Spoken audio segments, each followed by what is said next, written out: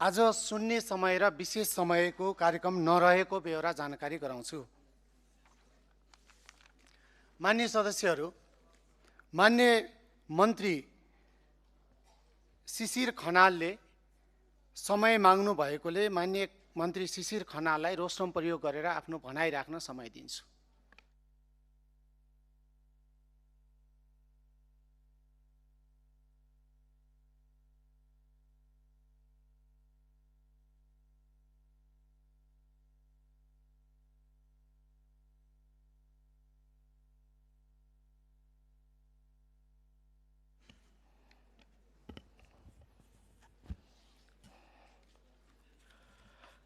सम्माननीय सभामुखज्यू, मान्य सदस्यज्यूहरू, नेपालको संविधान, अन्तर्राष्ट्रिय सम्बन्ध एवं परराष्ट्र नीति सञ्चालनका मार्गदर्शक सिद्धान्त एवं उद्देश्यहरूप्रति हामी प्रतिबद्ध छौँ। सरकारले सुशासन र आर्थिक समृद्धि हासिल गर्ने विषयलाई प्राथमिकतामा राखी काम गरिरहेको छ। नेपालको सार्वभौम सत्ता, भौगोलिक अखण्डता, राष्ट्रिय स्वतन्त्रता, स्वाधीनताको रक्षा र नेपाली नागरिकको सुरक्षा र हकित संरक्षण लगायत समग्र राष्ट्रिय हितको प्रवर्धन गर्ने गरी मैले नेतृत्व गरेको परराष्ट्र मन्त्रालयबाट निरन्तर काम कारबाही भइरहेको छ। मन्त्रालयबाट सम्पादित कामका सम्बन्धमा विभिन्न समयमा यस सम्मानित संसद र सम्बन्धित समितिहरूमा जानकारी गराउँदै आएको र यो क्रम जारी रहने बेहोरा पनि म निवेदन गर्न चाहन्छु। यसै सिलसिलामा हालै मैले सम्पन्न गरेको भारतको भ्रमण र सम्माननीय प्रधानमन्त्रीज्यूले यस सम्मानित सदनलाई 2083 जेठ 17 गते गर्नुभएको सम्बोधन तथा नेपाल भारत सीमा लगायत विषयमा जानकारी गराउने अनुमति चाहन्छु। सम्माननीय सभामुखज्यू, भारतका विदेश मन्त्री महामहिम डाक्टर एस जयशङ्करको सौहार्दपूर्ण निमन्त्रणामा भारतको 3 दिने औपचारिक भ्रमण सम्पन्न गरी म 2083 जेठ 24 गते काठमाडौँ फर्केको छु। गत फागुनमा सम्पन्न निर्वाचनपछि गठित नयाँ सरकारको औपचारिक प्रतिनिधित्व गर्दै भएको पहिलो उच्चस्तरीय भ्रमणबाट नेपाल र भारत बीचको मैत्रीपूर्ण र बहुआयामिक द्विपक्षीय सम्बन्धलाई थप सुदृढ बनाउन महत्त्वपूर्ण योगदान पुर्याएको मैले विश्वास लिएको छु। सो भ्रमणका क्रममा 6 जुन 2026मा नयाँ दिल्लीमा भारतका विदेश मन्त्री महामहिम डाक्टर एस जयशङ्करसँग औपचारिक भेट र प्रतिनिधि मण्डल स्तरीय वार्ता सम्पन्न भएको छ। दुवै देशका प्रतिनिधि मण्डलबीच नेपाल भारत द्विपक्षीय सम्बन्धका सम्पूर्ण पक्षहरूमा व्यापक र उपलब्धिमूलक छलफल भएको छ। द्विपक्षीय वार्तामा व्यापार तथा आर्थिक सहकार्य, कनेक्टिभिटी, ऊर्जा साझेदारी, जलस्रोत व्यवस्थापन, साझा सुरक्षा, सीमा व्यवस्थापन, खेलकुद र जनस्तरीय सम्बन्ध अभिवृद्धि जस्ता विषयहरूमा ठोस छलफल भएको छ। दुवै पक्षले द्विपक्षीय सम्बन्धलाई थप सुदृढ बनाउने प्रतिबद्धता व्यक्त गरेका छन्। साथै विभिन्न क्षेत्रीय तथा अन्तर्राष्ट्रिय मुद्दाहरूमा समेत विचार आदान प्रदान गरिएको छ। नेपाल भारत बीच द्विपक्षीय सहकार्यमा सञ्चालित परियोजनाहरूको प्रगति समीक्षा गर्नुका साथै तिनलाई थप प्रभावकारी बनाउने उपायहरूबारे पनि महत्त्वपूर्ण छलफल भएको छ। बैठकका क्रममा हामीले 3वटा संयुक्त घोषणाहरू गरेका छौँ।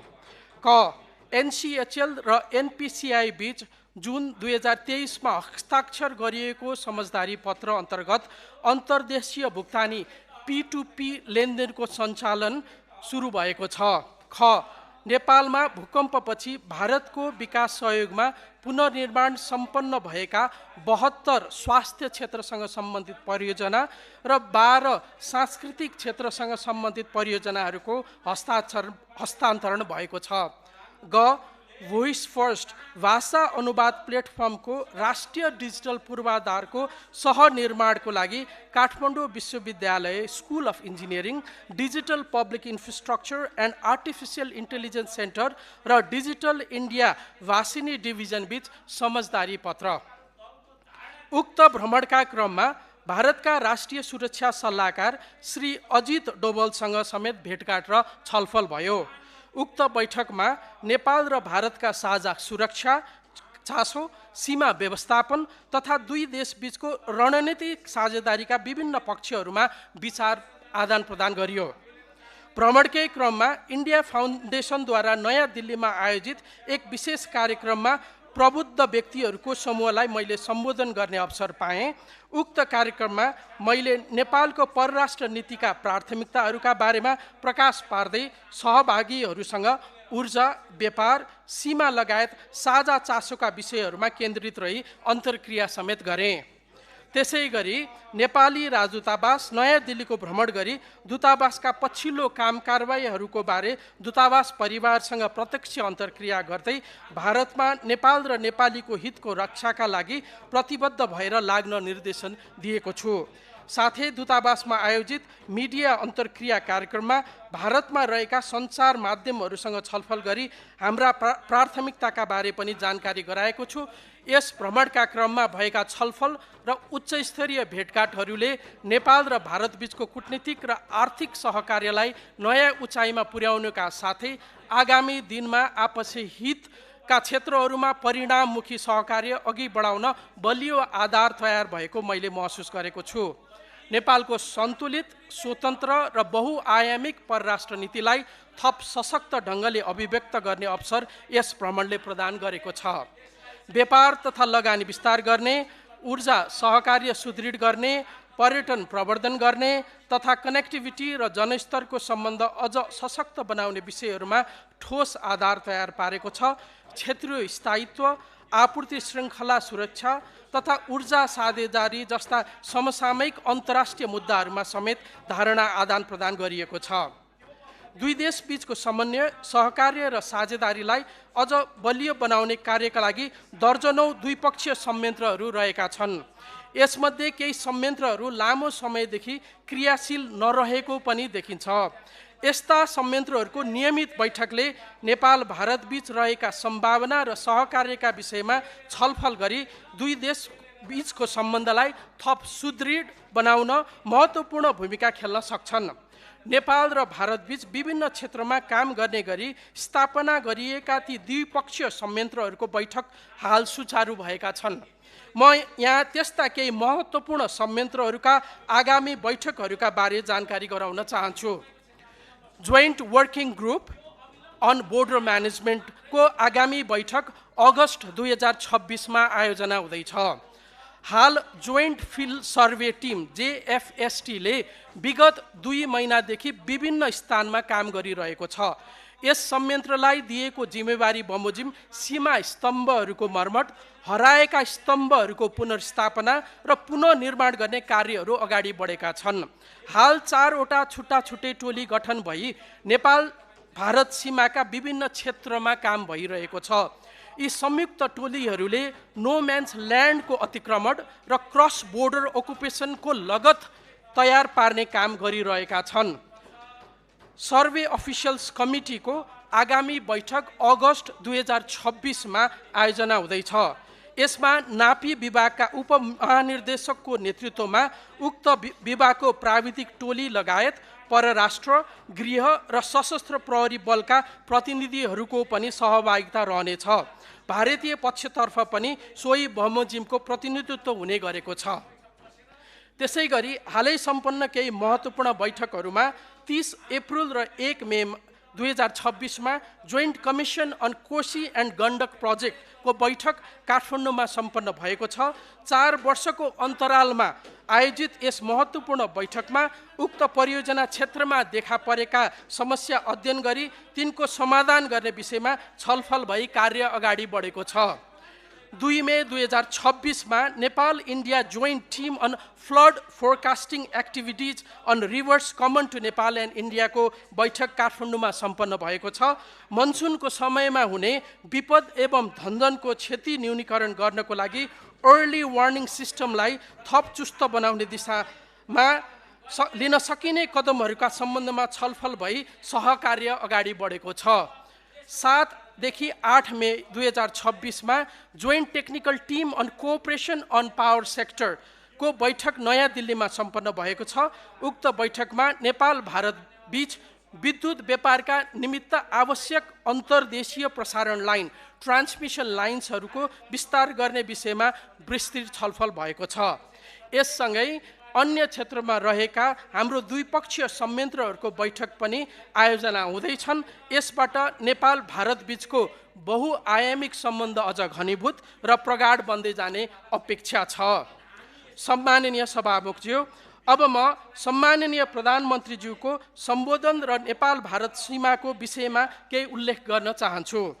सम्माननीय प्रधानमन्त्रीज्यूले 2083 जेठ 17 गते सङ्घीय संसदको प्रतिनिधि सभामा प्रश्नोत्तरका क्रममा नेपालको सीमाका विषय उल्लेख गर्दै द्विपक्षीय वार्ताद्वारा समस्या समाधानमा सरकार प्रतिबद्ध रहेको बताउनु भएको थियो।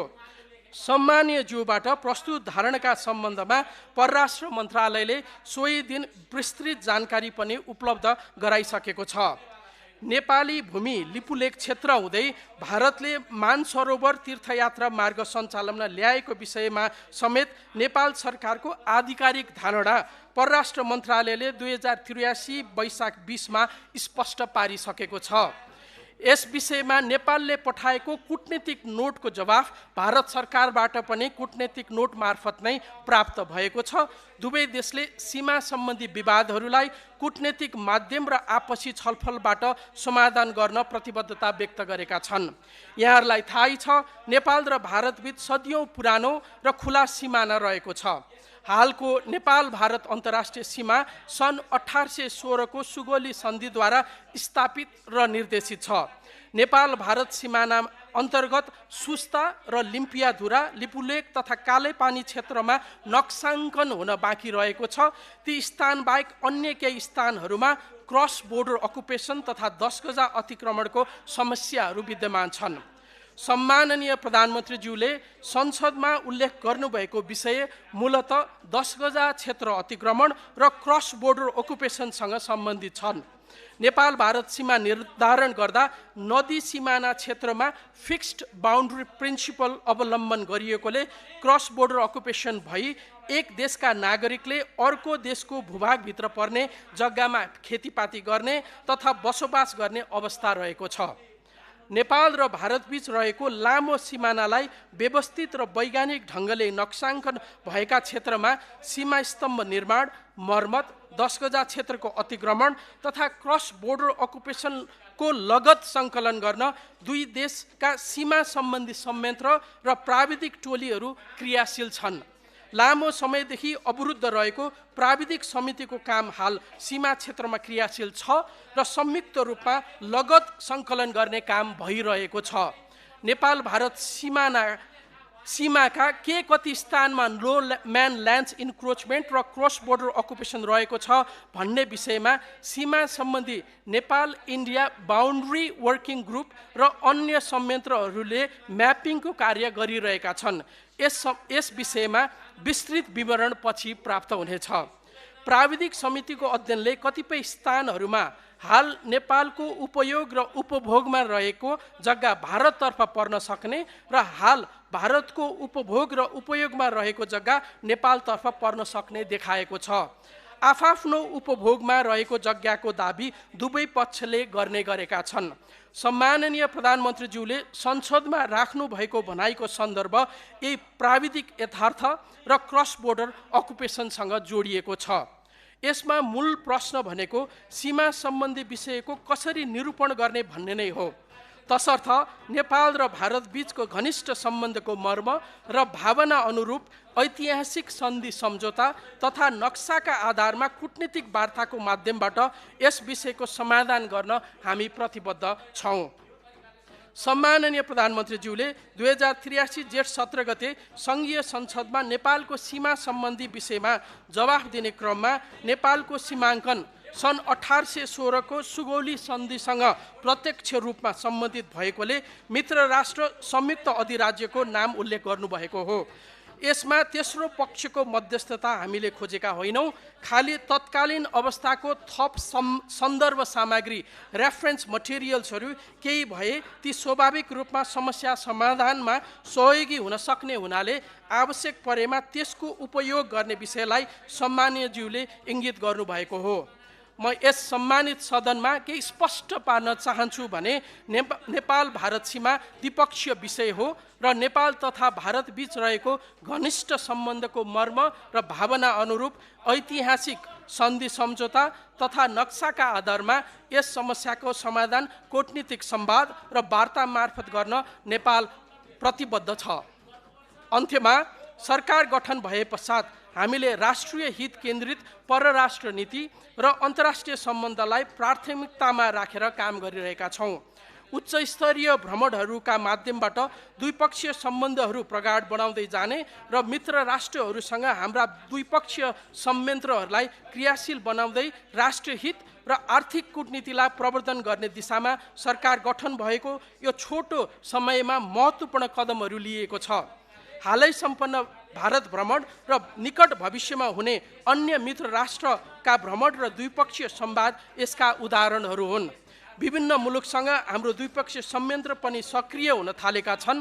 राष्ट्रिय हितलाई केन्द्रमा राखी यी सबै विषयहरूलाई हामीले निरन्तरता दिने र प्राप्त उपलब्धि लगायतका विषयमा यस सम्मानित सदनलाई जानकारी गराउने प्रतिबद्धता व्यक्त गर्दछु। धन्यवाद।